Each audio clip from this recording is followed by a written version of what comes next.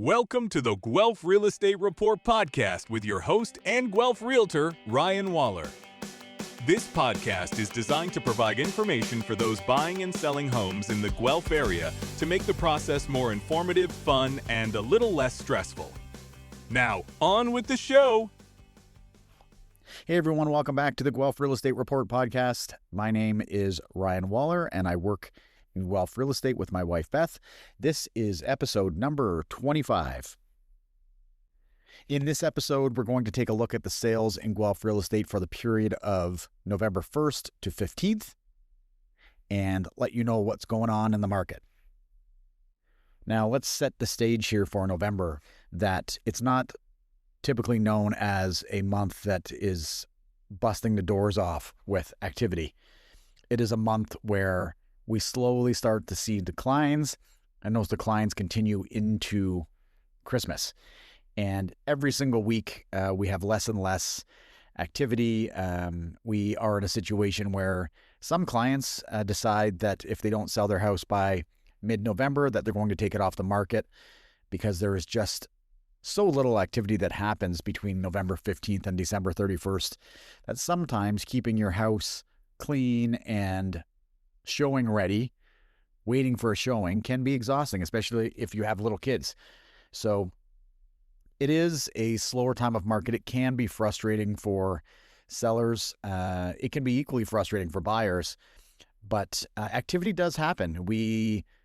As we're going to talk about today, we're going to hit over another 100 sales in November. So activity is definitely happening. It's just not to the same degree that it has been in the other months of the year.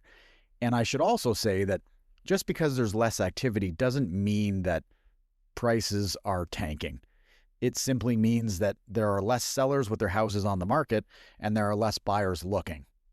Prices remain relatively stable, although today we're going to talk about what we've noticed seems to be a steep drop-off in November. First, let's just recap October. So October was a month where we did see an interest rate cut. That was on October 29th of 0.25%, bringing the overnight rate to 2.25. It's a full point decrease versus the same time last year. So you're looking at about $400 a month less than it would have cost you a year ago on a $500,000 mortgage. So it is significant enough savings. Oftentimes people wonder if these rate cuts suddenly bring out new buyers.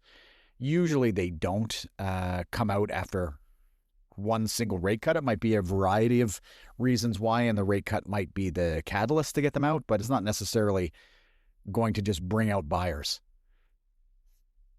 October was one of the few months this year that actually surpassed volumes done in 2024. We're not talking a huge amount of extra volume, but about 6% higher than October of last year. So we anticipate that maybe we're starting to see a bit of a rise in activity in the Guelph real estate market, and which would be nice, because when I say activity, I'm talking about the number of houses that sell, not pricing.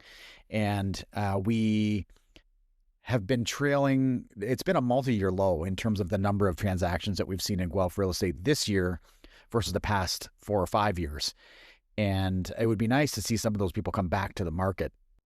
Speaking of inventory, as of November 15th, the Guelph real estate market has 505 available homes, almost equally split between detached, which has 252 options, and the condo segment, which has 253 homes for sale. So this is a net decrease overall of 29 houses versus 2 weeks ago. So we are starting to see declines, but the interesting part about that is that almost all of the decrease in the number of houses available came from the detached segment.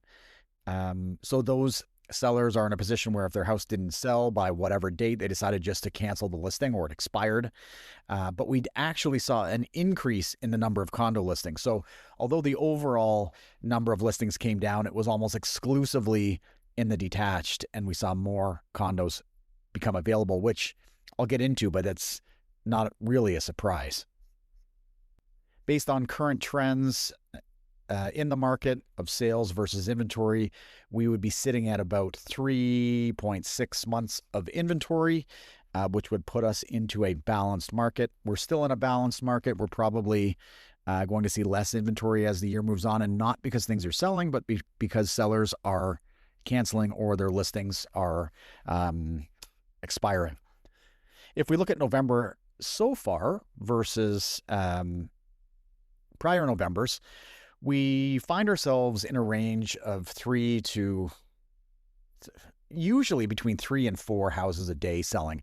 The annual average is about 5 houses a day. So once you get into November and December, you're really getting to some lower numbers. December, sometimes you see 2 houses a day. But right now, the first 2 weeks of November, we're looking at an average of 3.9 houses per day, which compared to the prior years, you'll see it on our blog. It really doesn't, it's unremarkable. It's right in the mid-range of the prior years, so nothing unusual there. What sold during the market period of November 1st to 15th?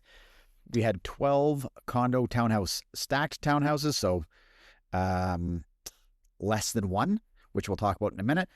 And we had 47 detached, semi-detached, or properties without fees. So of the condos, of the 12 that sold, the low was $330,000 in the Dovercliff area. I believe it was on Conroy Crescent. And $621 was the high. It's a condo on Gordon Street. There's a number of them. This one was at 941 Gordon Street. The interesting thing here is that of the 12, the overall average was $493,000, which, if you've been following along, we just barely broke below $600,000 about a month ago. So far in November, we're below $500,000, which is a significant drop. However, it's only 15 days of sales, and it is in November, and it's only 12 sales. So don't take it too seriously, but man, that's a big drop in November, just based on the sales we have. So of the 12 sales over 15 days, that's less than 1 unit per day, which is a decline still. So there are more available, less are selling. It's a recipe for lower prices. On that note, none of the units sold over the asking. 3 sold at the asking, and 9 or 75% of them sold under the asking. So we're very clearly in a buyer's market in the condo segment. In July, we had 237 houses for sale and 1.6 were selling per day. As mentioned, November, we are 253 sales or available units now and selling less per day of less than 1. So more available, less selling. Yeah, like I said, recipe for lower prices. If you're a buyer and you've been buying in this segment over the past little while, you've probably realized a much better price than even a year ago. I still think it's going to become even better for buyers as we get into December. So if you're thinking about buying something, a condo specifically, call us now, call us early December. And if you're looking to buy in December and get a good deal, probably have some good options for you. If we flip over to the detached segment, 47 sales, $530,000 was the low. That was in the ward. $1.35 million was the high in Courtright Hills. That's over by the YMCA. Overall average was $765,000. And like the condo segment, that's a steep decline versus October. We were in the high 8s. So we're $100,000 lower. Again, it's 15 days of sales. It is not necessarily a great sample size, so don't take it too seriously, but it's interesting to see that we have such a decline in the average price in November so far. 4 of the 47 sold over the asking, none sold at the asking, and the remaining 41 of 47, or 91%, sold under the asking price. We have noticed, because the average price is coming down, we have noticed that a lot less houses over $1 million sold in the first half of the month. We normally see in a given month 15 to 20% of homes selling are over $1 million. So the segment represents 15 to 20%. November, so far we're at 3. So not a lot of expensive things selling so far this month, but it's only 2 weeks. We'll see how the month pans out. And I suspect it's going to be lower. The average price is going to be lower this month, but it's par for the course, and it's tough to base a lot of commentary around the month of November.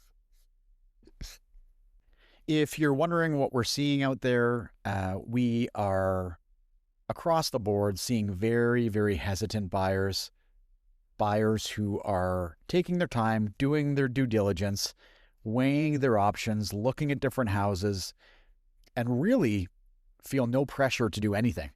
They know that there are a lot of houses on the market. They know that unless it's something really unique, they're not going to be outbid by somebody else. And even if there is an offer on something that they're interested in, usually the listing agent will let them know. It's in the seller's best interest to try to get more than one offer. So most buyers know that if they look at a house, like it, they can sit back and relax, think about it, wait potentially for the seller to do another price drop before they do something, and still won't lose the house, because even if there is an offer, the listing agent will probably come back to them. So overall, a lot of relaxation by buyers and frustration from sellers that things aren't happening nearly as fast, or that the offers they are getting on their house are significantly below.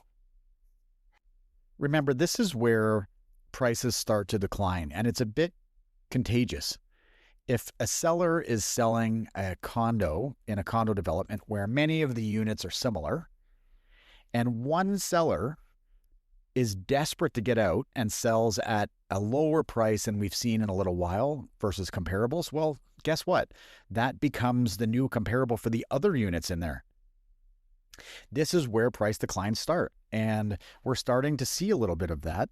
We're starting to see sellers who just need to get out for any number of reasons. Need because they can't afford the mortgage. Need because there's another house they're interested in that they got at a good price. Need because it's an investment and they want to write it off in the calendar year. Any number of reasons why they need to. But as long as somebody takes a lower price, that's how comparables work. That's how a market, a free market, an open market, a real estate market work. And we're starting to see more and more of that. If you want to read the full blog on the November 1st to 15th sales, run on over to our website, bethandryan.ca, and you'll find it there. Our next episode, number 26, will be on our 2026, coincidentally, real estate predictions for the Guelph real estate market. We do this every year. It's a fun way to look at what we see happening, what we think is going to come together for 2026, and some trends that we see coming into the market. So download number 26, subscribe to this, and we'll talk to you soon.